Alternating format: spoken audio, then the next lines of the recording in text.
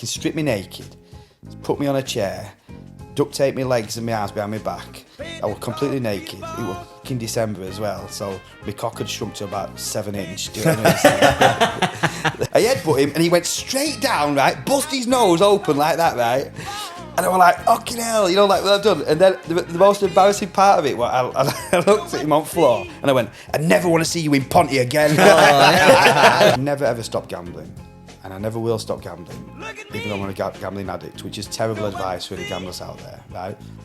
But what I have done, I have no control of any money. So my wife has got control of all my money. Right? Whatever you do in your life, if you're happy at that point, you don't change anything that's happened in the past, do you know what I mean? So you can't dwell on it. I'm the happiest I've ever been, do you know what I mean? So you cannot dwell on it and you can't think about it.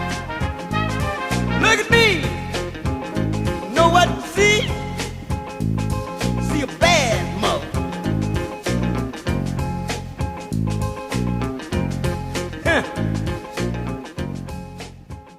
Thinking, you know, how am I going to fucking manoeuvre this and take him down or whatever, do you know what I mean? Like, all the time I was there. You need to stop being a pussy, Carlos. Well, and then Tiffany reminded me about when I wore a sling to high school, so this kid didn't beat me up, do you know what I mean?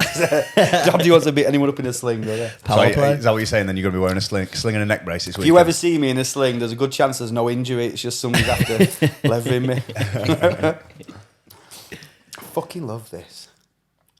What would you, before we get into it, what would you add to it? You've got a good eye for stuff. What do you think we need? These windows sorting out. We'll get the entrance will get sorted out. You know, as you walk in, clean this back room up. Then window sorting out. I'd love like, you know, like I'd start a fan wall of past pods, pictures of folk that you've had on. Start that on wall, because if that's going to be like a little pre-area, do you know what I mean? To get this, you want people to look round and think, you know, oh, fucking hell, that's ace. Do you know what I mean? Like, I'd definitely do that. I'd get a fridge, a glass front fridge with some beers in. Do you know what I mean? Because people might want a beer to relax them or whatever, you know. And then that's it, really. A pretty girl in there would be nice, wouldn't it? Just, we can sort that. Yeah. Just constantly in there. Is it? I mean? Like, as in, like, prostitute that... Which, literally, see how it goes. The guy that does, this is not going to go out, but the guy that does this. That's not recorded. No, that's recorded. I don't want that filling me in as well. No. We've got you back here, bro. Fucking hell, yeah. Just keep wearing that sling, mate. Fuck it. Yeah. Have you ever given anybody it? Have you pinged anyone? Yeah, I did. I have. I see you as a bit of an headbutt to me. Can I tell you my story about it? Have I told you my story about my headbutt? No. I have. See, I knew you were an headbutter. No.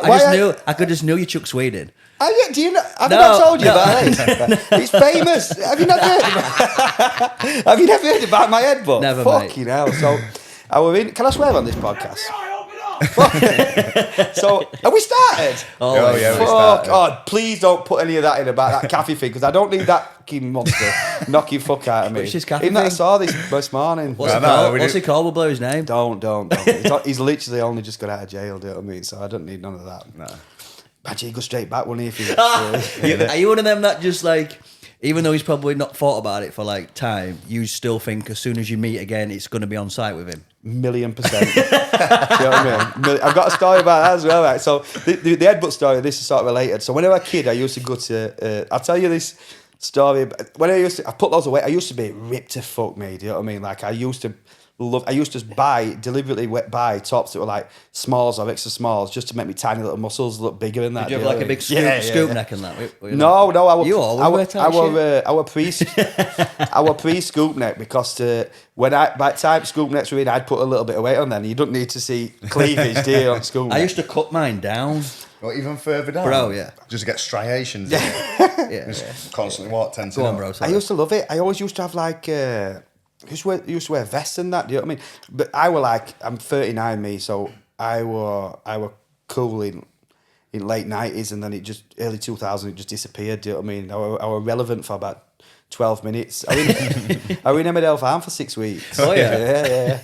But, so I were like I were a little bit, like, I loved it when I was a kid. Like, I've always, I think the way that I am now is because of when I was younger, I was always... a bit different, do you know what I mean? Like, there only ever me and my mum, and I was always like, like a bit like Billy Elliot type, do you know what I mean? So I wanted to be an actor or a fucking singer or whatever, do you know what I mean? Like, but I was also really good at rugby and football and stuff. So I was like, my social networking at school, I had no group. I was just friends with everybody, and I think that's what's I think that's why I'm a bit like I am now, because I've never been tied to a single group. Do you know what I mean? Which I think is healthy me, that, you know, because you never judge anybody and you can get on with everybody. But not everyone's like that. But anyway, so I used to go to Green Dragon all the time, you know, and it was like £1 a drink and stuff like that. And there were an old mate of mine called Greg Myers used to DJ there.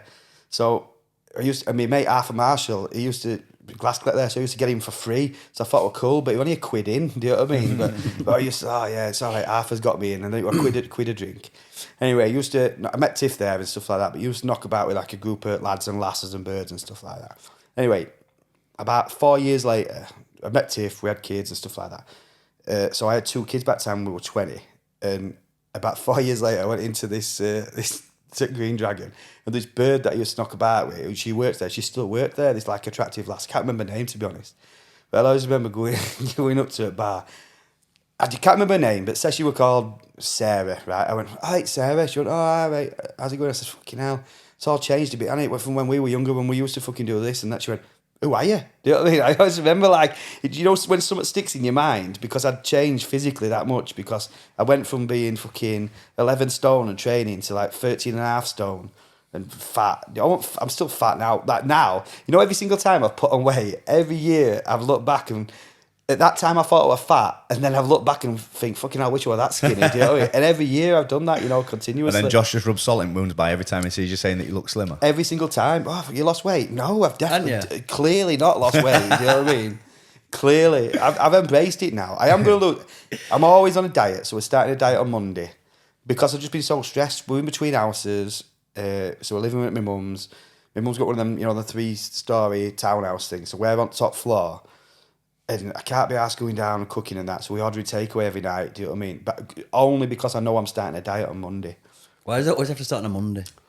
Fuck no, it's got it. It don't need. I've just got a busy Nice. weekend, haven't I? Do you know what I mean? Like ale as well. I love a beer. I'm a social drinker though. Do you know what I mean? Like complete social drinker. I drink. I have beer in house. So you come to my house, we'll have a beer. But I'll never get home from work and have a beer or like that. I'll only drink when I'm in company with other people having a drink. Do you know what I mean? Is this when the headbutt started then? Oh, the headbutt, right. So Green Dragon time, right? I'll always remember in Green Dragon, and this kid that I know called Andy Townend. I don't know if you know him. I know Andy. Yeah. So You butt Andy? no.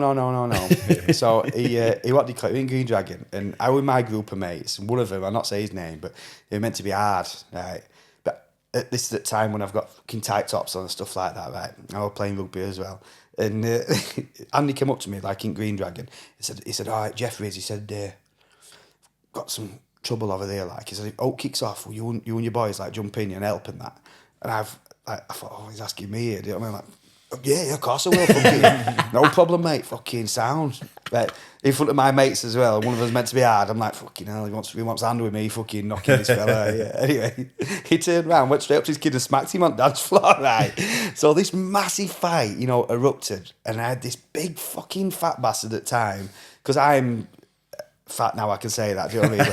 But he had me in headlock, and I swear to God, I thought I was going to pass out, do you know what I mean? I was like, Are you trying to escape it? Yeah, trying, but he had fucking, it was like a screw top, do you know what I mean? He had me, I was on there, and I was like, and I was just about to go, and the other fights like bumped into him, knocked him over. He fell on his belly, right, on his face. So I jumped to his back and started punching back of his head. Oh, rabbit punching, I like fucking hell, he was killing me. Back at Just fist punching, off on a drill just, with... I didn't even know how to throw a punch. I was throwing these, you know what I mean?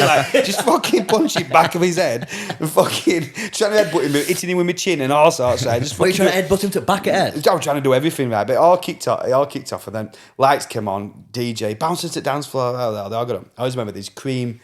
I used to shop at like H&M at the time, you know, like this cream H&M top on it had been ripped there. All my mates had been thrown out. Yeah. And I would just stood there, you know, like thing. Thought I got away with it. Then bouncers saw that I had a ripped top. And back in day, so that we're talking like 22 years ago, 21 years ago, there were proper bouncers, do you know what I mean? There's no like, "Oh, can you please leave?" They got you by your hair, your whatever, your armpits, just fucking dragged you out. So dragged me out. I always remember, they shut me through doors, you know, at Green Dragon. And my mates were outside. They all cheered, you know, like I was last one out and threw me out. Anyway, I'm walking. So none of us had any money at the time. We were all from Ferry Bridge, so we thought, fuck it, we'll just walk home, because they wouldn't let us in any other bars either. So we thought we'd just walk home. So walking home through town, you know where Argos is?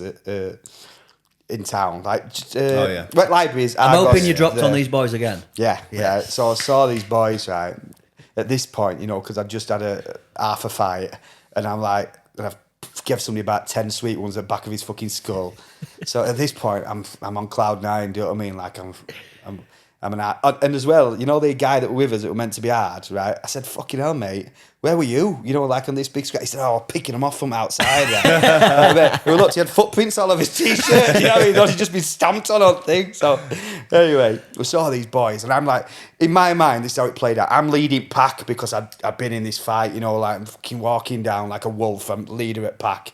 Saw these boys, and they were at a phone box at top of that's how long ago it was. Probably on phone saying they just won a fight as well, bragging about it. So I seen him and I said, that's that fucker that started all that fighting or whatever. Do you know what I mean? I seen him and he was in this phone box. And he was going, just fucking leave it, mate. It's done now. I went, no, you fucking wanker. And I can't remember what I said, coming out with all this shit. And I headbutted him, right? The only headbutt in my life I've ever thrown. I headbutted him. I don't even know how to do it now. Do you know what I mean? So just so I understand. He's in the phone box on the phone. Yeah. I see him. Because we'd just been scrapping with him, I'm like, you wanker. Do you know what I mean? Has he come out at phone box? He's still in phone box, right? I headbutt him. I don't know where that came from, and I could feel connection. Do you know what I mean? Like, it was amazing. I headbutt him, and he went straight down, right? Bust his nose open like that, right?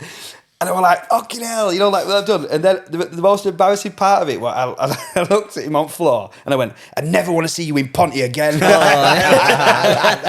And he just looked at me and went, dickhead, do you know what I mean? Like that. And then I just walked home like Conor McGregor, hard as fuck, do you know what I mean? I'm going to caption this little bit. Emmerdale actor, KO's giant Ponty fracture. Honestly, that would probably end my career, to be honest, in acting. Yeah, retire a fucking bit like unbeaten, innit? Yeah. No, I've been levered low since then. You know what I mean? No, but I've never been a fighter. Never really. There's no winners fighting up straight, mate. I don't think. You know what I mean? Like, I love fighting. I honestly think I love boxing. Do you know what I mean? I'm a massive Ricky Hatton fan. When he lost to Floyd Mayweather, I watched it we lived in Altoft at the time.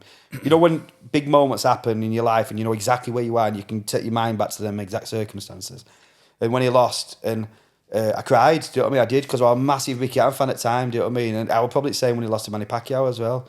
Because I remember meeting Ricky Hatton. Me and my mate went to Cardiff, for one of them like dinner things or whatever. And we paid 175 quid each, which at the time were a boatload of money. But it were after he'd lost to Mayweather, but while the negotiations were going on for Pacquiao fight. Because if you remember rightly, it fell to pieces, and then at the time when I met him, it had fell to pieces. And I said, fucking hell, what's happened with Pacquiao fight? He said, don't worry about that, it's still happening. So it must all be for like show business or building up, whatever. But it happened, and we paid VIP, and we saw Frank Bruno in the front row, and then halfway in the interval, they came and got us two and three other people, because only 5 of these tickets available, or 6, and took us backstage with him, and we had sausage and chips with him and a couple of pints of Guinness. And his dad I don't think he talked to his dad, but his dad were there at the time as well. It was like massive, like, again, one of them moments, you'll never forget. Because now I know he does everywhere and that, but at that particular moment, and always will be a massive influence, do you know what I mean? But at that particular moment... Did you watch him when he come back for that exhibition? Yeah, again, I know where well. We went into Wakey, and there used to be a bar called Pictures, I think it was called, in Wakey. It used to be a sports bar, and it were on there. And I swear this is true, like, as soon as he lost, not the exhibition, sorry. When he had that one more comeback fight, that were a proper fight, do you know what I mean? Not the exhibition, it was like a comeback fight. His last fight that he lost, and he lost to a body shot that were his signature move, do you know what I mean? And we're in Wakey, and I was just that sick, and I just got a taxi home, I went home. I just couldn't enjoy it, do you know what I mean? Why do you think you get so invested in stuff and like that? No, I think I've got an addictive personality. I was a gambling addict for years and years and years, me.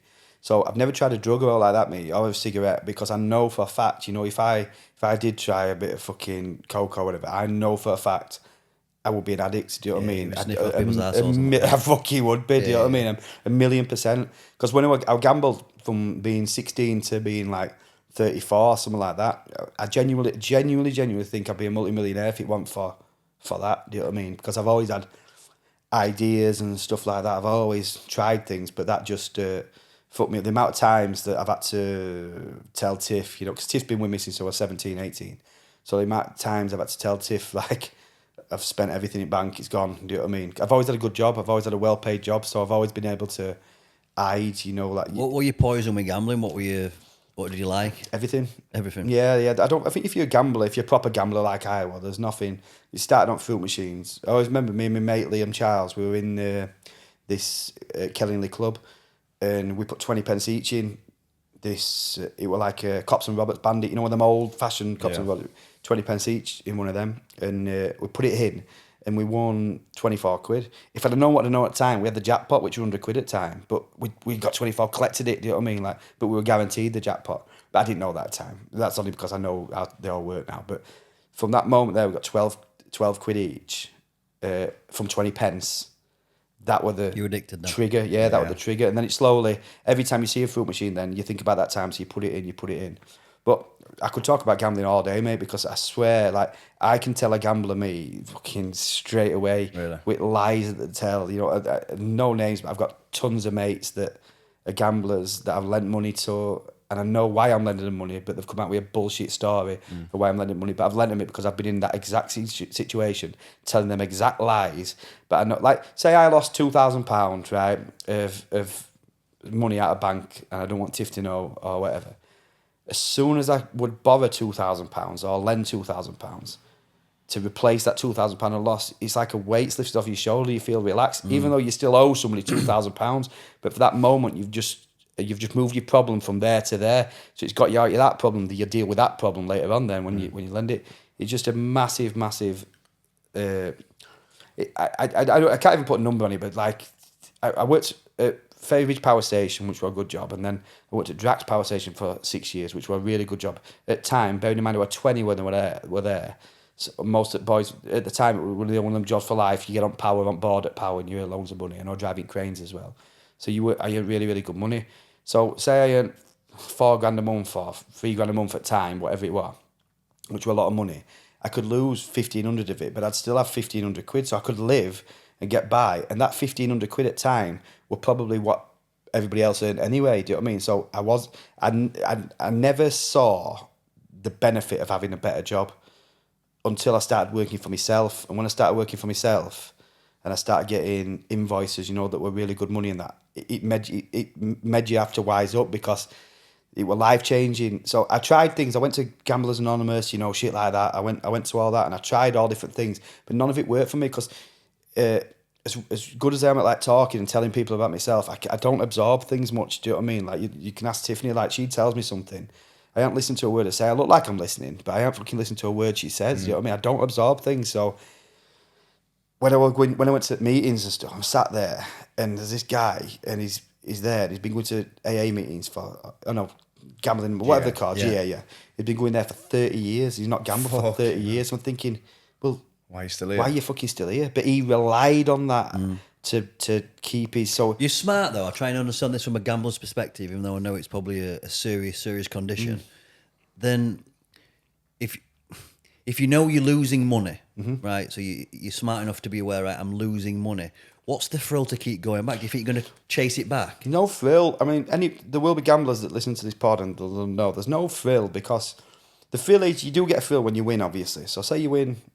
I once won 10 grand. I think that's the most I've ever won, you know, at once. I've never won hundreds of thousands of pounds. I once won another £10,000 and lost it the same night, but I never had it. So I built £500 up to £10,000 on my phone in middle of the night while I was working away, and then lost that £10,000 before anybody had woke up. This was at night. I went to work next day, not slept all night because I'd been gambling all night. So at one point I could have pressed collect, and I've had 10 grand, you know, in my bank. But so I've done that, but there's no thrill.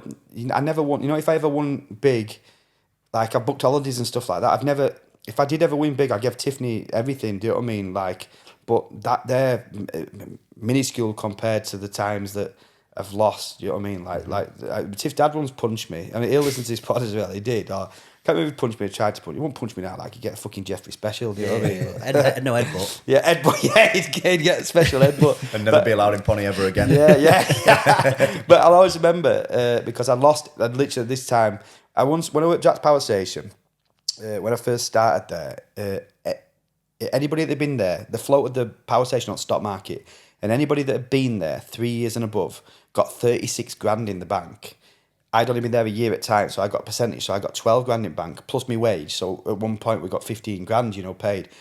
Bear in mind, I was 20, 21 at time. It was massive. 20 years ago, house, you could probably bought house price was like 70 grand or something. It was a good deposit, for an house. We lived in a council house at the time. But I gambled loads of it away, and some of the lies that I told, about where it had gone. Like, we used to get like these tax credits and stuff like that, and I said to Tiff, we shouldn't have been getting these tax credits. They've took 7 grand off me. Do you know what I mean? They just took it out of my bank. Just lied. Are they the sort of sums you're losing? 7k in that? Yeah. I always remember talking to my mate Scouse, and I phoned him up and said, I was on online poker.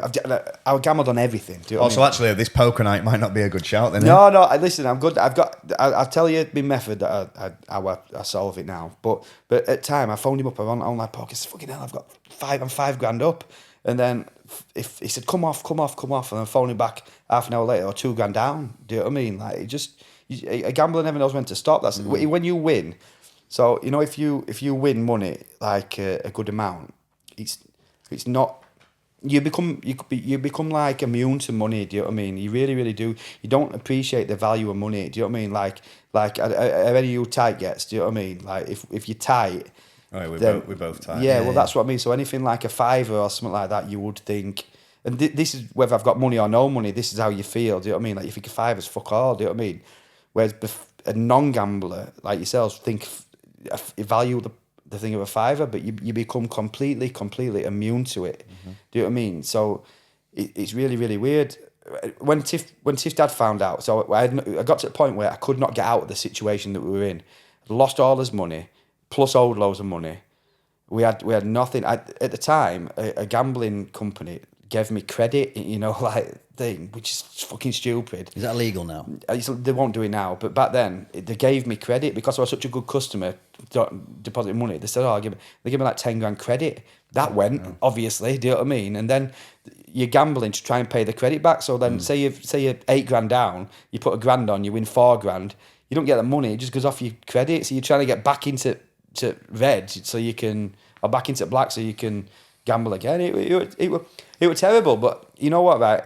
I'm also a massive believer that whatever you do in your life, if you're happy at that point, you don't change anything that's happened in the past. Do you know what I mean? So you can't dwell on it. I'm the happiest I've ever been. Do you know what I mean? So you cannot dwell on it and you can't think about it. You can explain it to other people because they might hear it and they might be at that low that I were at, and then they might think you can go on and do whatever you want. Do you know what I mean? And you can. I'm also a massive believer that you literally can do anything you want. Do you know what I mean? You just got to have balls to do it, have a good idea and have a good attitude towards it, but be prepared for it not to work. Do you know what I mean? Because not everything will work, So you started off working in power stations. Did you do sign fitting for a while? So I started off working in power. So I worked at Fairbridge Power Station 2 years. Best job I ever had in my life. When you're working with boys, the sound. It was the best job I've ever had. The lads that I worked with. I worked 12-hour shift days on days and nights. I never, ever went to work once and thought, I don't want to go to work. I had the best crack I've ever had in my life. It was brilliant. My boss once set me on fire. Do you know what I mean? Like, I was sleeping back hole, he lit a newspaper and chucked it on me. Do you know what I mean? Like, but these are memories again. And then I ran into the mess room, fuck it, I'm on fire. And they're all just pissing themselves laughing at me. On my last day at that job, because I then got a job at Drax, and it was better money than that, and Tiff were pregnant. But the last day of that job, I was playing, again, gambling. We used to play cards on nights. We used to play this game called Crash, right? A lot of people play it. It's a really good card game. Everyone had a bowl of change, in the locker that used to thing. And my last ever day, you only played it on nights. I said, it's your last day card on days. Do you want a game of cards? I went, fucking course I do. Do you know what I mean? I'll always gamble. So you're playing Crash. And then people start turning up early for their shift, to take over from us.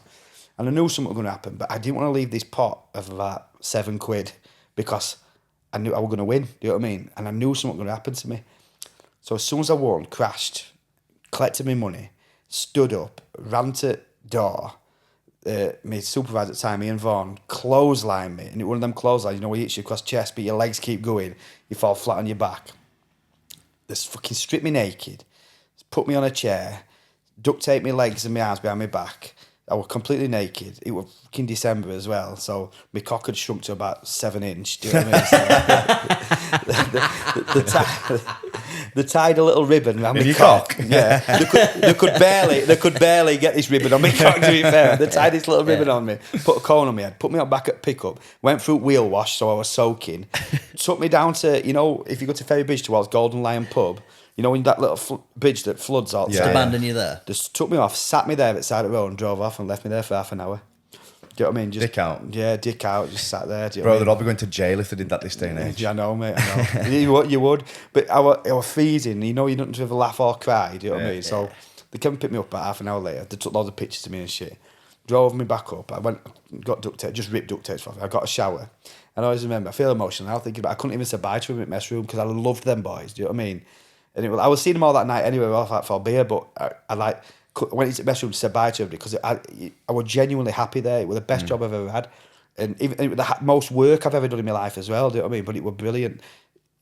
I worked with this old guy called Bernard, who was 63 years old at the time. He might be passed away now, I hope not, like touch wood, but he was, I can remember my first day, he didn't want to work with me, do you know what I mean? Because he hated young lads, he fucking hated them. He was an old pit yakker, you know, old grafter. And he didn't want to work with me, and he said, everybody got there at 5, but you didn't really start work till 6, do you know what I mean? Because fucking you sit down, have a cup of tea, chat, whatever, then go out and do your jobs. And you used to get these thing called job cards where on the power plant, as well as whatever job you're doing, emptying trains or whatever you were doing, you had job cards to do. So you have to do a job card. These were printed off randomly. Said there were 200 jobs to do on plant. All 200 get complete, then start again, but not in order. Do you know what I mean? So nobody could pick and choose, you know, what they wanted. They came off randomly. So everybody had to do a job card every day. Some were good, some were bad. It was just look at draw. So but everyone, like I said, everyone sat about till 6. Bernard, fucking 5 o'clock, shovel on his shoulder, had his own shovel in his locker. Do you know what I mean? Nobody was touching his shovel. Come on, Carl. I'm like, fucking, everyone's supping coffee and everything here. Like, come on, we go. We went out, do a job card. We go back up to office. He'd ask for another job. You had to do one. He'd ask for another job card, right? And then we'd fucking do that job card as well. So we'd do 2 job cards.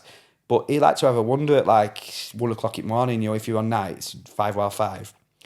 And I'd be in mess room asleep or whatever, and everybody else would be doing their job card because they leave it to last minute. And I learned everything work-wise when I was a young man and how you need to be from Bernard, do you know what I mean? Because at that point, I'm dragging him then. I'm saying, come on, because he's old as well. So come on, Bernard.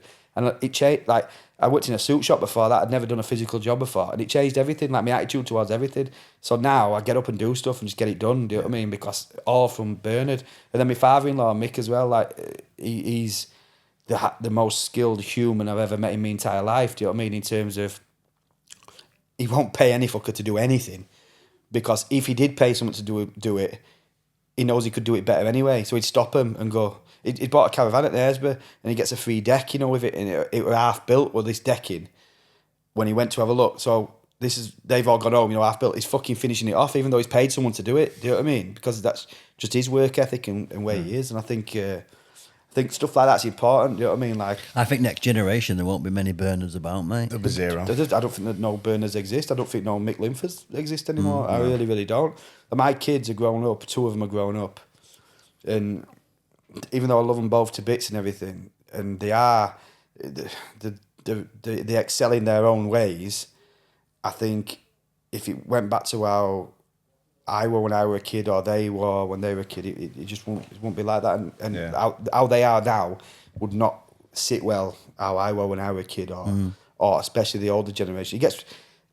I think my own personal opinion is life gets easier and easier for them. Do you know what I mean? And what is it going to be like when they grow up for their kids and then their kids? There's just more easier opportunities, isn't there? Especially with internet and stuff. Like, why are people going to go out and work on a building site or shovel shit when they can fucking film TikToks or start a clothing brand and do all that shit? Yeah, so. It's not just stuff like that. It's like I sit on this fence, you know, like I'm not into politics or anything like that, but I don't care where you're from in Europe or world.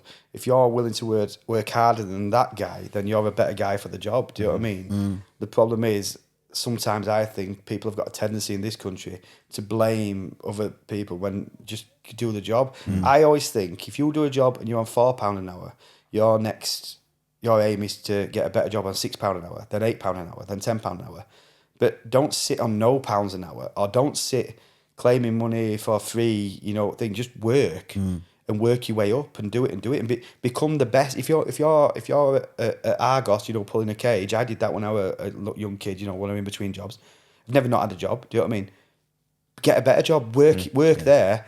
I think what you're saying there in terms of like trying to seek excellence and be the best at what you do, I think a big part of that where people go wrong sometimes is, you know, these figures that you've had in your life. You mentioned Berners then, and these other people have probably shown you a system to operate, and you've probably been receptive to that. Like, I like what he's about, fucking X, Y, and Z.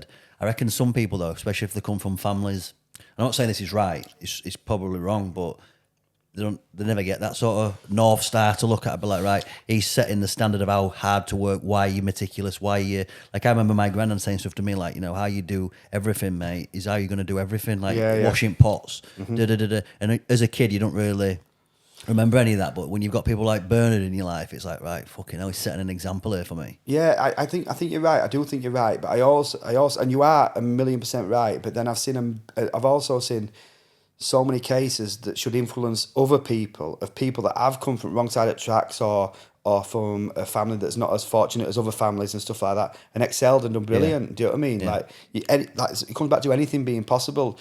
I think it's a massive blame thing as well. You can't blame all the time. Do you know what I mean? At some point, you've got to grab bull by horns and just think, fuck it, you know, I'm going to do this and do well and do whatever you want to do. But after I finished at Power, then my mate got me a job sign fitting, and I'll always remember, because I was in between jobs, and this guy that I used to work for called Mark Adcock, I was doing fencing for him.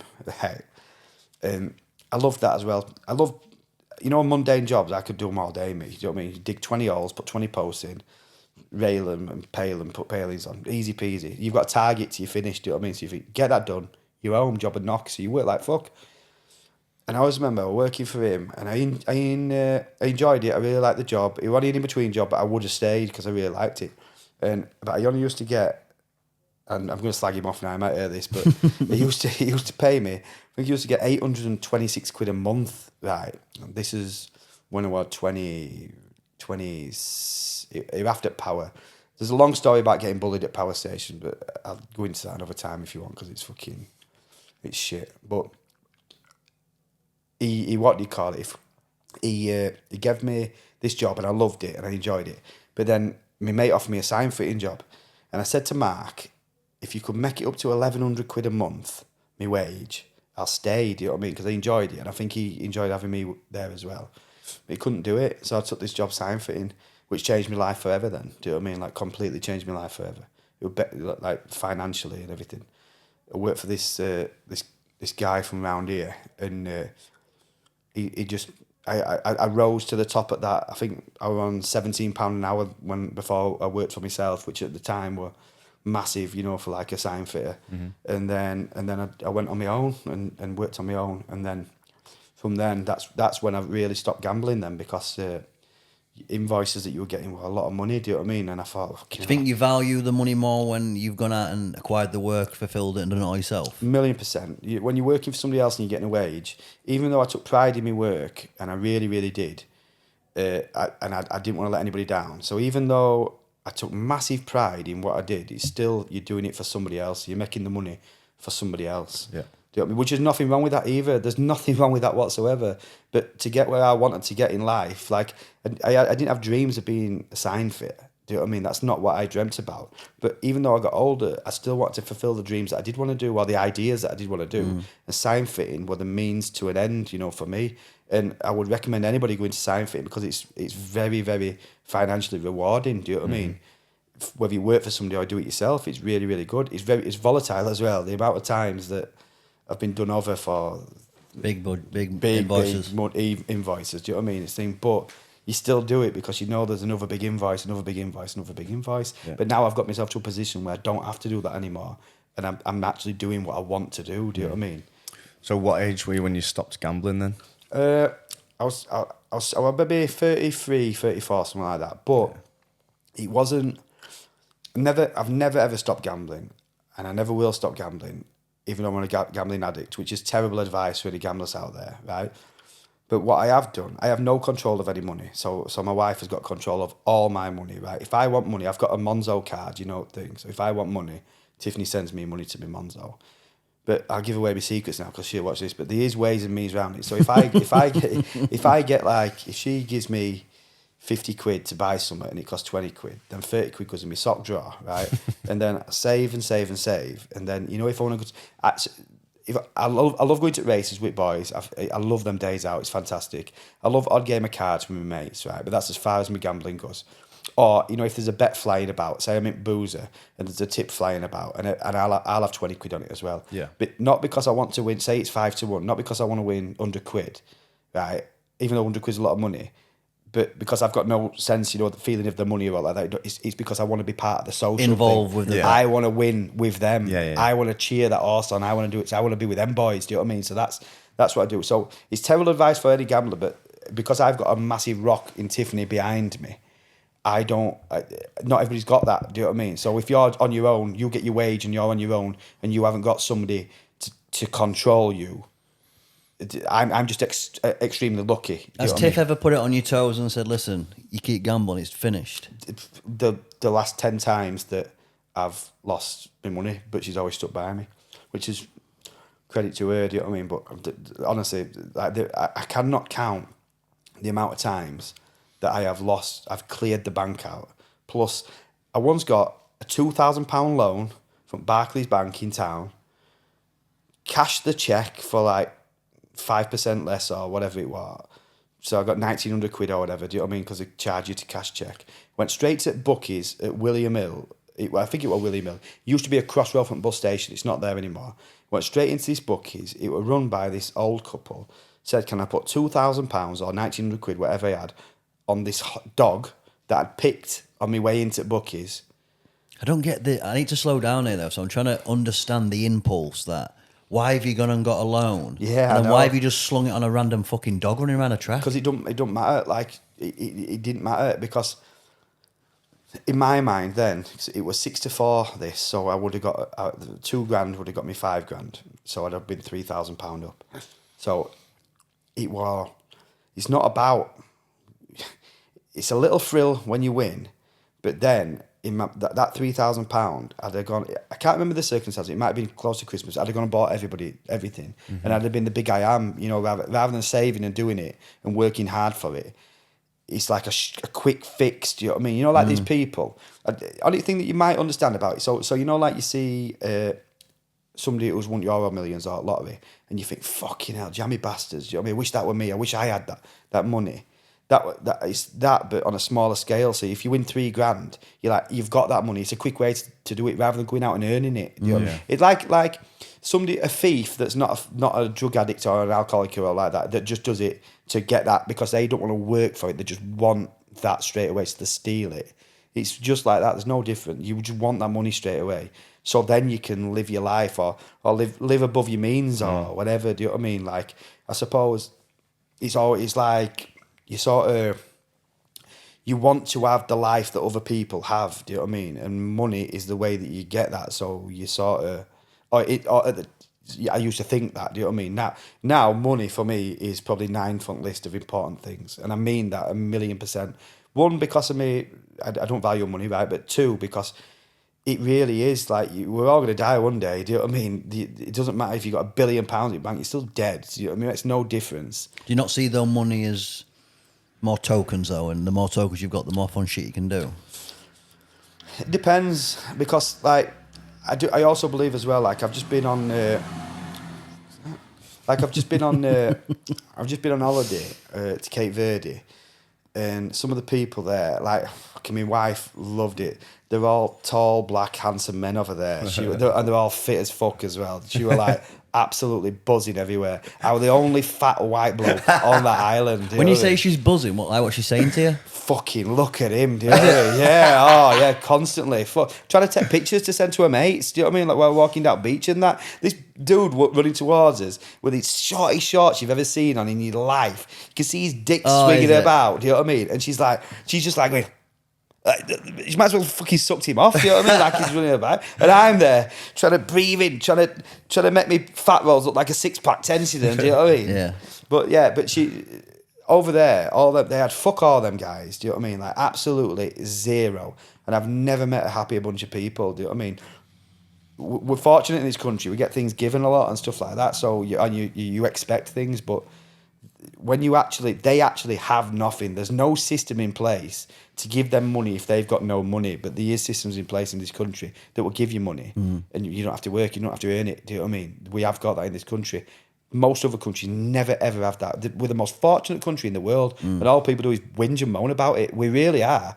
No other countries like this. Do you know what I mean? We get free NHS. You break your leg, you go, and the fucking sort your leg out, no problem. Do you know what I mean? You do that in America, right, which is the land of freedom or whatever. It'll cost you fucking 10 grand. Do you know what I mean? That you'll be paying off. And most other countries are like that, but we're not like that. I love this country. I think it's amazing what we do. I think we should look after it more. Do you know what I mean? Yeah. But yeah, when you see people that've got nothing and they're happy, that's how I sort of feel. Do you know what I mean? I genuinely think at every stage of my life, of whatever, when I've had no money or when I've had money, I've never changed. Do you know what I mean? Like I was happy. Even when I was gambling, I was happy gambling a tenner, and I was happily gambling 10 grand. It made no difference. I had the same feeling inside when I lost that tenner, because that tenner at that point would have meant the world to me. And then it's the same levels, but you earn more. If you get what I mean, you earn. It's exactly the same, but it's just where you feel. So now, like my kids are massively important. Do you know what I mean? Like, even though I fall out with them every single day and argue every single day, it's only because I want the best for them. Do you know what I mean? I really, really do. Like, I was brought with nothing, me, but my mum, I never, ever, ever, ever once felt like I had nothing. It was only when I got older and I started buying nice clothes and that I realised I had fuck all when I was a kid. I'm not kidding. I had the best childhood ever. Never, ever, ever realised we had nothing. Do you know what I mean? Which is amazing. But that's all down to my mum. I always remember when I was at school, I started high school, and not only high school, all you had to identify you were your trainers and your tracky top. Because the uniform was just trousers, shirt, tie. But so your tracky, you could wear what you want on your feet and your thing. And I started high school, I had a shitty fucking fleece my mum got from a charity shop, and some shitty fucking either High-Tech or Arrow or Nicks or shit trainers that my mum had probably worked a fucking dick off, to get me these trainers. With plastic air bubbles and stuff like that instead of thing. I started high school, and when I went, everyone had really cool trainers or Kappa tracky top or whatever, and I had fuck all. And I can't remember a moment where I've gone home and moaned about it, but my mum, because she loves me and sent, she must, and I'm an only child as well, she must have sensed that I unhappy. And I always remember she ordered me 2 pair of trainers out of my auntie's catalogue, and she bought me, and she found this Kappa tracky top in a charity shop. It had no zip on it, it was broke, so I had a paper clip, for a zip instead. But I pulled that off, it was cool. Everyone had paper clips when they see me doing it. So she got me these greeny turquoise Nike Air Max 95s and these red and yellow Adidas trainers. And she ordered me them both and said, you have to pick one. And when I came, I was like, I don't know. She let me keep them both. She was probably paying for them for 2 years, do you know what I mean? And I looked after them, I loved them. But that little thing there, and it's wrong that it's like this, it's completely wrong, and I don't agree with it, but it made my social circles completely change. Do you know what it's like at school? There's different groups and stuff like that. My social circles completely changed because of my trainers and my tracky top, which is sad. Weird. It's weird. World, it's pathetic. It really, really is. Yeah. That's why I'm all for full uniform, everything. It probably is like that now to stop that. Do you know what I mean? There's still ways and means, I would imagine. I mean, fucking kids, they're going to school in Rolexes and shit like that. Do you know what I mean? But that was the only identifying thing that you had, when you were a kid. And it changed everything for me. And they're the little moments in life. Everyone's got them, but they're the little moments in life that change and really make you fucking... Can you remember Windsor's World of Shoes? Yeah, that's what every year. I had to fucking get that with my yearly little adventure there. Get yourself some black nice little rubber sole bastards. Yeah, at Windsor's, right, there were, you could fucking... So the wall shoes, weren't they? Like on walls, and some decent shoes there, some Adidas and that. And then basket. Then there were ones that were hung up on hooks. They were mine, mate. I were hookers. Do you know what I mean? Like getting these, and they're size 9 she or 8. She used to make you test them out by running up and down. Yeah. Make sure they're fucking fit, young'un. Yeah. Oh fucking hell, mate. I used to. It's famous now because because it where people, I love a bargain as well. But if I go to Flannels or something like that, right, and I see a pair of trainers that were £1,000 and they've been reduced to fucking 400 quid, I don't think fucking hell, they're still they're 400 quid. It's a deal. I think fucking hell, there could be. I've got some Louboutin trainers at home, right, and I'll send you a picture of them tonight. They are the most disgusting fucking things. They look like little things sticking out of them. Them ones with spikes on. The purple with spikes all over them, right? And I kid you not, I once wore them to the pub, right? And I wore them to the pub with boys and sat there. And I'll never forget it. I had them on and I thought, fucking I've got these Louboutins on, do you know what I mean? I'm cool as fuck. Sat there. And I had them on with shorts, the high tops, I had them on with shorts. I'm right twat. Right? And I sat there and my mate came in and someone says, fucking hell, Dean, what do you think of Carl's shoes? He looked, I put them up like on desk, you know, like that, on table or whatever. He went, that looks a right cunt. You know what I mean? And I thought, I'll never ever, and I haven't worn them again since, do you know what I mean? Why don't you buy them off him? No, I once got gifted some Balenciaga ones, you know, those, the boot one. Oh, yeah, the socks. Mate, and I looked a right cunt. I'll have them off you. I still got them. I'll have them off you. They are, like, my wife's got a couple of pair of them, like, they No, are. maybe not then. Do you know what I mean? No, My wife's got 'em. I tell you what. The Balenciaga shoe I like, you know, the big shoe. I don't mind that, but this one more like a sock sleevey with boot almost. I and once it saw just- Calvin Phillips in flannels and had a pair of them on. Do you know what I mean? And I thought, I'll get a pair of them. But they're all right if they're slim like you two fuckers. You know, because they're like sock boots, everything just tapers down to a pin. Do you know what I mean? Like, I like a nice big pair of trainers to balance me out a bit. You know what I mean? But yeah, I've never been a big spender on clothes and that. I mean, I'm trying to get some clothes now because he pulls me up for pod, and I do understand why I've got to look a certain way on podcasts. You can't be just walking in trackers all the time. I think. It's Or can I? weird. Or can I? I'm just waiting to get attacked here because I've got shorts and a fucking Under Armour t-shirt on. Yeah, but you've got all them nice tats, haven't you? So Yeah, but he always seems to wear it. It's very male audience. Always seems to wear it where it's like just fucking beds in. Do you know what I mean? Requested. Who's requested that? Heavily requested. Yeah, my wife. Tiff. Tiff and Paris, the end of last night. Yeah, fucking Paris, Jesus Christ! Like my kids, I kid you not. Like Paris is most like me because she's. You can have a laugh. I can have a laugh with Paris. Sometimes Yeah, she's funny with it. I find it funny. She just makes me laugh all the time. Maddox don't really say anything. Do you know what I mean? Like he doesn't really speak or say anything. He just grunts and stuff. But I'll always remember we were at Tiff's sister's house and she had a Wii. You know, like. Nintendo Wii. Yeah. And he was playing whatever he was playing, and it came off his hand and smashed a telly. Right, did this thing. He was only about 10 or 11 or 12, something like that. And he was upset. And I always remember he brought about fucking £2.80, you know, in change down and gave her it and said, "Oh, will that pay for a new telly?" So stuff like that makes me know that he's got a good heart. Yeah. Like I always remember we were once taking him to rugby when he was a kid. And we picked up one of his mates, and his mate, I don't say any racist words to me ever, do you know what I mean? Like, because you know what it's like round here, everybody, it's just like second language, people say stuff like that. But I never picked it up, I never have done, I never will do. And I try to bring my kids up like that. They're not prudes or like that, do you know what I mean? But just don't say it. I don't think you need to say it, so don't say it. And there was this kid that we picked up, and he was saying N-word and P-word and saying all sorts, you know, back at thing. And then we dropped him off, and Maddox said, "Fucking hell!" He didn't say "fucking hell," but he said, "Did you hear what he was saying?" You know, and he was disgusted himself. And from that moment there, I thought, you know, he's a good kid. Do you know what I mean? Like he's in the right place. He's not perfect in any way whatsoever. This is how not perfect. Oh, I can't say this on pod, but he's done some over there. He's a fucking wanker, but yeah, he's what do you call it? They're both good lads. He's a good lad. Paris is a good lass, and then Luna. She's the most. Is that the little one who's yeah, running around? yeah. She's the most intelligent one out of all three of them. Do you know what I mean? Like academically, what she's doing now is way ahead of what Maddox is. Like if it weren't for COVID, I guarantee you now Maddox wouldn't have any GCSEs. You know, they gave him GCSEs. You know, he would not have a single GCSE. No way on earth. Do you know what I mean? He's failed his theory test 8 times now. Fuck. Do you know what I mean? Like, and when I say failed it, he's got nowhere near. You know. So one of the questions were. You know, like if you're putting a car seat in a car for a child, right? What is the priority? Making sure that all the points are correct and it's fastened instantly and contacts are right. You know, to strap and it's a registered car seat for that car. You know, for that size or whatever. Or making sure that the car seat's in middle so a kid can see out a window, and that's what he picked. Oh no. Do you know what I mean? There's just no.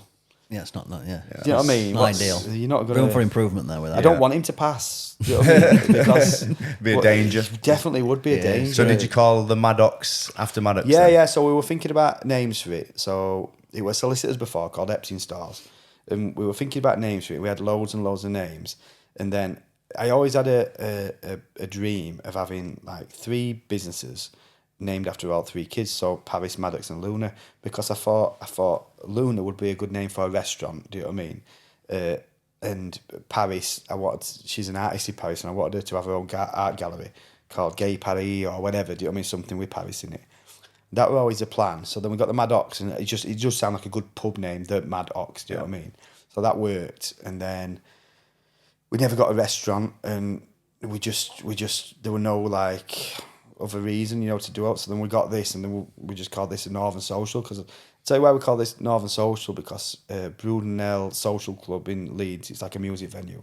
We've based it a lot on that, because that is like it's a small venue, but it gets massive artists on, and I want to bring that to Ponty. Do you know what I mean? Like, I really, really, genuinely believe if we build something really good, we will get them sort of acts on, like big acts, and bring them to Ponty. Talk me through that then. So how are you piecing it out? You say these big acts, we get this launch event. We'll talk about the launch event on Saturday. Yeah. What do you forecast and see? Like, what sort of bands, when you say big bands, who are in the scene now you want? My favourite band in the world is a band, apart from Cavacana, who are playing, a band called The Cribs. They're from like... I remember them. Yeah, yeah. And I really, really like The Cribs. Like, I used to be a proper fanboy of them. Why not them? Do you know what I mean? Like, I think anything's possible. I'd love to get them on. I'd love to bring them to Ponty. Even if we made no money on it, it doesn't matter. I'd just love to have it. I think it'd be good for Ponty. And if you get someone like them on, then who knows? Because you get a lot of these artists, that are going on big tours, that want to do pre-tour gigs just to get warmed up and stuff like that. So if we create the venue, the space, and do it, it's possible. Do you know what I mean? It really is. It might never work. It might never happen. But that's the target, And then after this Cavacana gig, you guys filming it, that young kid filming it, we get as much content out as we possibly can. Then when I'm chasing these bigger bands and more established bands, hopefully Cavacana will go worldwide, and then they'll come back and play here again. Do you know what I mean? Like when they're absolutely massive, because I think they've got the potential to do all of that. But after that, we've got content to send to a lot of companies that we've approached, like agents and that. They're like, "What's your venue spec? We need to see what it's like. We need to see what's going on." If we've got the content, we can send it to them, nice. and then there's no issue. Well, that's the plan Saturday, Solid just to promo show video. that off mint on Saturday. Yeah, yeah, and that's what it will be mint. You know what I mean? Like it's sold out. I know Cavacana have got a massive local following, but it's sold out because I genuinely think that people want to support something good in Pontefract or 5 towns. It's not about, like, again, because of my money situation in terms of it's not about me making shitloads of money. It's about me being happy. Do you know what I mean? I could have stayed side fitting and made loads of money. It's not about that. It's about being happy and creating something that's good for... But if you create something that's valuable here, you create the experience, and that's your main focus. It's not focused on the outcome being the money. It's right, how can I make that the best possible venue, the event? Look, 'cause I know what you're like. Look after the band, make sure they look. Everything's going to be like sort of ticked off in your head. The money will always follow. Then I think if you so. create something special, it's always going to come. I genuinely think so. When I was sign fitting, I was no better at sign fitting than anybody else ever. And I'm not. In fact, shitloads better than me. Do you know what I mean? But what I was good at is that if there were an issue on site, I would phone up with the issue, but I'd also phone up with the solution to the issue. So I'd phone up and say, "Look, this sign won't fit, but I can make it fit by doing this." You don't want to just do it off your own back, because then if it fucks up, you'll get in trouble. But if you phone up with the problem, tell them the issue that's not your fault, but you've got a solution for it, and do it. Rather than just getting to site, this don't fit, rubbing your hands together, thinking, we don't have to do any work. Do you know what I mean? Like, because you might have drove 4 hours to fit this sign. Do you know what I mean? So you just got to make it work. That's sort of my attitude towards this. Do you know what I mean? Like, it might not be perfect, but I will try my best to make it perfect. And then I'm not scared to reinvest either. So as it makes money, as long as we've got clothes on his back and food on his table, I'll reinvest that money and reinvest until it gets to where it can't get any better, and then you've built what you want to build. Then, do you know what I mean? Like, there's always room for improvement, but I really, really want it to be it's really special. Do you know what I mean? Like, I think that Pontefract's got nothing like. They've got some fantastic bars in Ponty. You got Robin Hood, you got Last Bank, you got Maddox. You've got some really, really, really good bars. You know that made Ponty fantastic again. Why not have a really, really good music venue? Why not have a really good sports bar? You know, where people can come play pool for free, jukebox, proper old school. Do you know what I mean? Watching Osses, you know, like coming before races. Some old codger in corner taking bets. Do you know what I mean? Whatever, you know, just proper old school like it was when we were kids, when you went in with your parents and stuff like that. Because sometimes, you know what, new school stuff, it's not the same as what it was. You know, like I loved it when I was a kid. You know, like going to working men's clubs and that. You know, when people used to come around with cockles and whelks and shit like that. You know, that probably before my time, mate. Definitely before your time, mate. Do you know I what were a lad who were brought up in pubs though. Yeah. Because my dad were a big gambler, like been really young. Like he were meant to be taking me to school and won. He'd be in bookies. I remember all this. Horse and jockey in Castleford were his stomping grounds. If you remember that pub. Yeah. I was just always in there in jockey, and that had some crazy characters in. And I think I learned a lot like that because you pick up conversation quick when you're in a pub. You know what I mean? Like you'd put me on pool table or do whatever I was doing. I remember can you remember old jukebox where you'd flick through old CDs and shit? I fucking used to love all stuff like that. All these memories, mate. You know, I really believe that. Especially the 5 towns around here, they're all pit towns. We're all proper normal people. I don't think I'll ever change me. I could make 10 million quid tomorrow, right? Not one part of me would ever change. But I have seen people that have made money and they have changed. Do you know what I mean? And I was just giving some advice the other day, and I said my biggest advice is when you start on your journey, you know, like working for yourself and stuff like that, just never ever change. Don't be a dick. I think a lot of that's keeping up with the Joneses. It really is. Do you know what I'm saying? Like they've got Louboutins and I've got to do it. They've got a bigger house to do. They've got this garden conversion. I've got to do it. It's like no, but you've got to do what makes you happy. Do you know what I'm saying? Like if some people are truly at heart motivated by bigger houses, nice clothes, all this stuff, then respect. But I think most aren't, me. I mean, there's nothing like this way I explain it as well. There's nothing wrong with having nice clothes. There's nothing wrong with a nice car. There's nothing wrong with having anything of them things. That's really it is important because it's nice to have nice things and stuff like that, right? Don't go get it all on fucking finance, right? To impress people who don't give a shit. To impress people because nobody gives a fuck anyway. Do you know what I mean? Like literally. Don't do it like to keep up with Joneses because nobody's jealous of you. If you're a normal person, if I see like Bradley, you know, my friend. He's got that beautiful house, got a beautiful car, got a beautiful business. I am absolutely buzzing for him. I really am. Do you know what I mean? I hope he goes on and makes £5 billion. Do you know what I mean? I am absolutely buzzing for him. But I know that there's other people that look at him and think the first thing that they say is fucking hell. He must be drug dealing. He must be doing this. No, he's not. He's working his dick off. Well, they think he's a drug dealer because he's driving a Porsche. Probably. Do you know what I mean? I've heard lots of shit saying, "Oh, though, that's not. He must be ripping people off. He must be doing that." He's not. He's just an extremely because of where he is anyway. Do you know what I mean? He's extremely focused and hardworking, and that is why he's got what he's got. I know loads of people like that, but and Bradley is the most down-to-earth human you've ever met, but I also know loads of other people that have gone on and made loads of money, and they won't give you fucking time of day, do you know what I mean? They wouldn't care, and if you made more money than them, they'd be pissed off, they'd think you're a fucking bellend, do you know what I mean? So, just never... What did Tyson Fury say? People want you to do well, but not as well as them. Yes, it's true, it is true, do you know what I mean? Because people, any of my friends that's ever done anything successful in life, I am buzzing for, I really, really am. And there's a difference between jealousy and being envious, right? Because you've been envious, you think you're pleased for them, but you want to achieve that as well. Yeah. Being jealous is you're pissed off that they have got that and they've done that. I've never thought about it like that, man. I just probably think life's a bit of a single player game almost. Yeah. I've got to win my game. Yeah. If he's doing well, like I probably more respect it, man. I'm like, fucking hell. I respect it and I love it. The only time it sometimes riles me is if I see someone who I don't think deserves it because either they've not been a nice person before or they've they've got it in wrong way as well. I know a few of them as well, mate. And I know a few of them that have literally, that they've stepped on a lot of toes to get to where they have got. That's also the wrong way to do it as well. Because all these sayings are true. You know what? It's a long way back down, and if you trod on all them people to get to the top, they're not fucking helping you, and you'll get back. Because there's times, loads of times, it's happened to me where I've had to go cap in hand to my friends. Do you know what I mean? Like one of my friends' dads, I had to go tapping him up for $5,000. Do you know what I mean? Like, and loads of times stuff like that's happened but I know for a fact that if I were ever in that situation again, because I paid my money back and did this, I'd get it again. Do you know what I mean? And that is important. Pay your debts, pay your way, be honest, and look after everybody. And your circle of friends, you guys will know this more than me.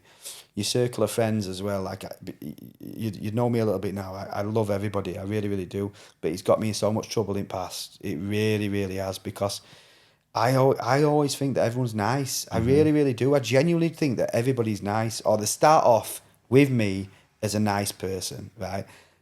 And then I think everyone's nice. You met Tiffany, she's the opposite to me. She don't trust no fucker, do you know what I mean? Like, she's like the complete opposite. And the amount of times she said I'm a walkover or whatever because of, like, I've let people off, or I've done this, or I've done that. I think I've said that to her a few times. Yeah, you have, yeah. But it is what it is, do you know what I mean? Like, I don't really want to change the way I am. It's probably going to continue to happen, do you know what I mean? Yeah.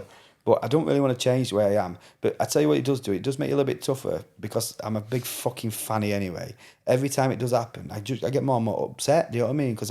Because your circle of friends gets smaller and smaller and smaller. And then when it happens, every time it happens now, it's usually from somebody that I love or whatever, do you know what I mean? I think, fucking hell, I can't believe that. I wouldn't have done that. I wouldn't expect that, do you know what I mean?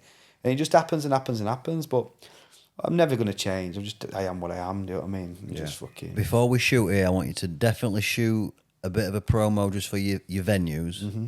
And then once cameras are off, you can show me this headbutt, just so to sort of like tee it up a bit. Mate, what if I fucking catch you though? It could be... Nah, I don't want a live look at it. I just bang, just show me a little look. You could be bone dust, do you know what I mean? Like, it's that powerful. I'm still trying to understand if you're in... My head's that fat now, it'd probably just fucking cushion it, do you know what I mean? Like, all the way through, but I've been thinking, so if you're in that telephone box and the door's open, I'd be like, sort of glanced on, wham, just chucked it in. Wish that box was still there, do you know what I mean? Could show a live little You look. just fucking open the door and just charge in like a ball. Yeah, but I feel it's a Mate, strange technique to open door and then pull head all the way back. You're leaving yourself open to something. Whereas He might have crept his way in a little bit first. Just a little glancer. Mate, he just didn't see it fucking coming, you know what I mean? We're like fucking speedhead, but you know what I mean? Must have been days from fight earlier then. You know what? I bet. What are you? Sorry to interrupt. What are you with other boys? Oh, mate, Did you like step back and you're like, who wants it next? They fucking scarped. Oh, did they? Mate, do you know what I mean? If Sink you want, he's still on floor now. Do you know what I mean? Like, they've made a bronze statue of him. Do you know what I mean? Like in fucking town.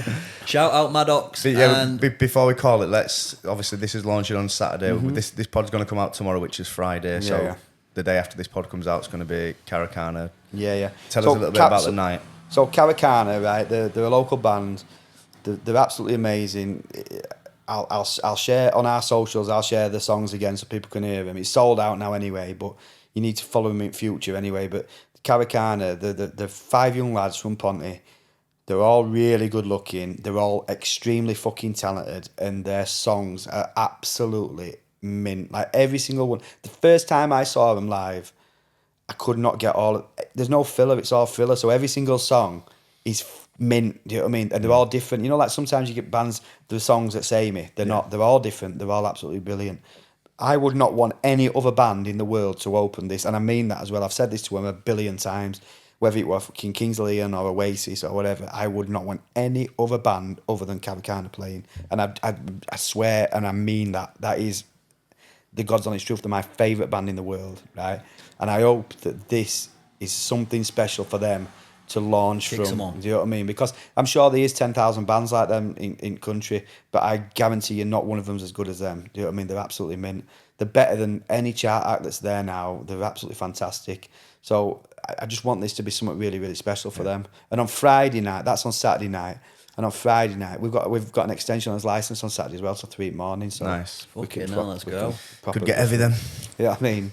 But on Friday night, we've got a networking event run by a dude called Adam Fletcher from Ponty. He's a massive Ponty guy. He's got a lawyers in town, and he genuinely loves Pontefract. He really does, and the people of Pontefract and what this town could be and become. And I've bought into that. Do you know what I mean? I love it as well. Yeah. So he runs this thing called Friday Revival. It's for all local businesses, but this one's a bit different because anybody can come. Do you know what I mean? It's £7.50 a ticket, but that all goes to charity, and it starts from 4 tomorrow.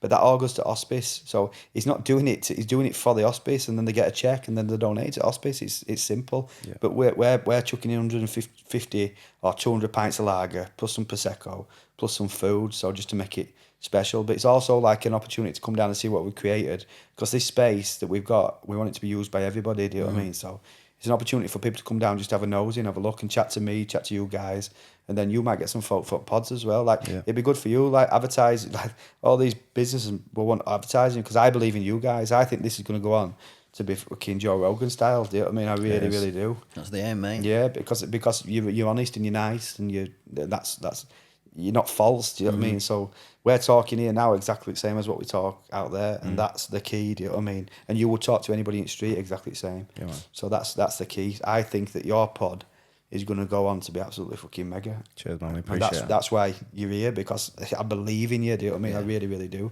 Well, just from like me and Ellis to you, we do really appreciate what you've done. Obviously, you've seen a glimpse of what you feel we can go on to do. You've given us a beautiful venue, and you've got my word that we'll give back where we can, whatever you need. I love that. You know what I mean? And I think that I genuinely think that's how world goes round as well. Do you know what I mean? It's not about you got folk. There's probably folk got spaces like this sat there doing fuck all with it, but they're that desperate, to make a quid off it or make a little bit, rather than what's what we're getting paid by having a good feeling in your heart for helping somebody and doing something good and getting something in return as well. It's not all for free. Your guys are going to help me. Do you know what I mean? So that's goodwill with the right people will always be reciprocated. Yeah. Always.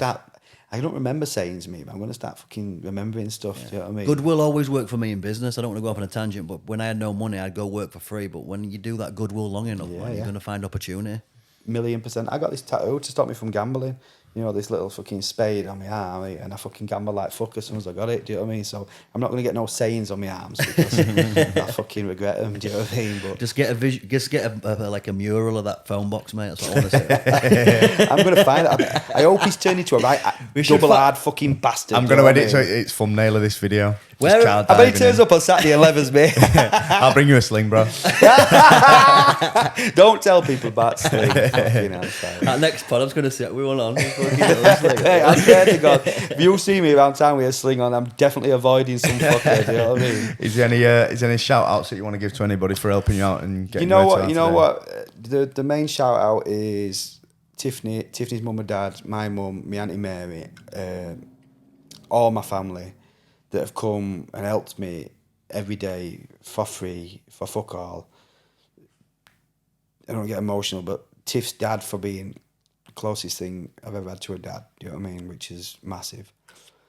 And my wife for just being, for not dumping me, because I've got fat and she stayed gorgeous, you know what I mean? So she knows I'm really good looking though, so she knows that I've got potential to fucking get back down. How are you pulling her back with these cock eyes she's got when she's an oldie and that? What do you do? Is he a method? You know what, mate? There's no what I can do because she's looking at these blokes, right? But like, I were born.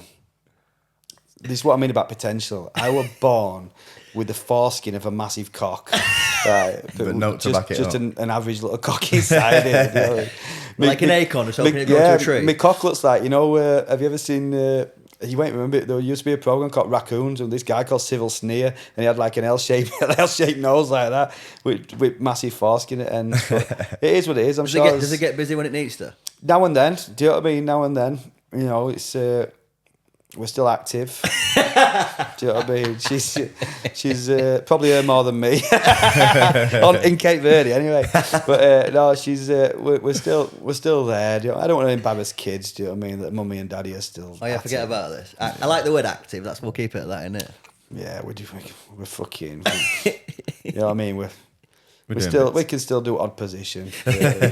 I'm a bit fat now, so I just move about. I do you know what I mean? But once I lose my weight, I'll be back in. Yeah. Back to it. I keep at it. Yeah. But no, I love. That's what my shout out is just to anybody that knows me. Do you know what I mean? That literally, because like you have famous people on this podcast. I'm not famous. I'm just a dude that's helped you guys out, and you're helping me out by letting me come on here. So hopefully people will watch it. But and. You know what? A big shout out to anybody that's gambling out there. You know what I mean? Like, just fucking. It's genuinely stoppable. Do you know what I mean? But in your own personal way. I'm sure that the Gamblers Anonymous things will work for a lot of people, so you should do that if you haven't got the support that I've got. Do you know what I mean? But yeah, just shout out to my mum. I love her to bits. Do you know what I mean? Nice. Even though she pisses me off every fucking day. All mums do, mate, but that's a gold half of them, mate. Yeah, and that's it. I love everybody. Nice. Happy boys. Thank you very much, Yeah, Carl. Legend. Cheers. No, Cheers, I mate. really, really appreciate it, boys. Obi Trice, real name, no gimmicks. 2 trailer park girls go round the outside, round the outside, round the outside. 2 trailer park girls go round the outside, round the outside, round the outside. Guess who's back? Back again. Shady's back. Tell a friend. Guess who's back? Guess who's back? Guess who's back? Guess who's back? Guess who's back? Guess who's back? Guess who's